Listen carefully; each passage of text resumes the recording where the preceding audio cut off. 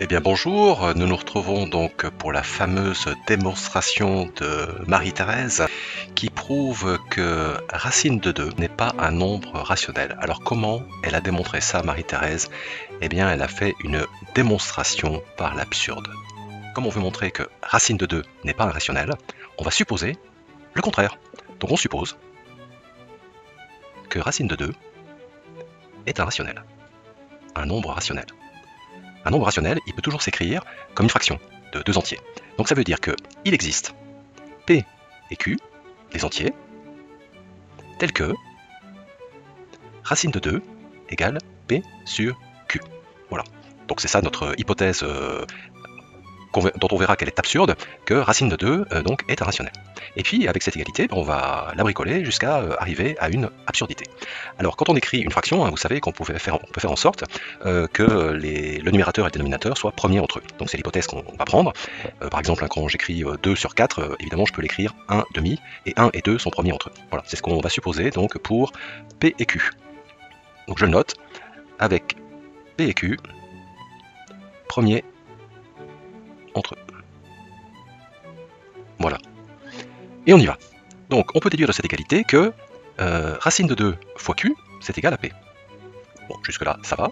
Je vais élever au carré cette égalité, et j'obtiens, racine de 2 au carré, ça fait 2, fois Q au carré, égale P2. Et de cette égalité, on va déduire que P2 est pair, puisque c'est un multiple de 2. Et là, on peut prouver assez facilement, si vous voulez la démonstration, je pourrais vous la faire, donc c'est une démonstration dans la démonstration, que si P2 est pair, alors P est pair. Ça se démontre très très facilement.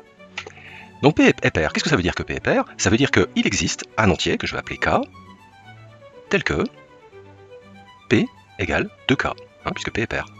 Donc je peux réinjecter cette égalité là que j'ai ici. Et j'obtiens donc 2 fois Q2 égale, donc P je vais remplacer par 2K, donc 2K au carré ça fait 4K au carré. Donc je vais pouvoir simplifier cette expression et obtenir Q2, je divise par 2 de chaque côté, égale 2K2. Donc là j'en déduis quoi? J'en déduis, comme tout à l'heure, que Q2 est pair. Ce qui implique que Q est pair.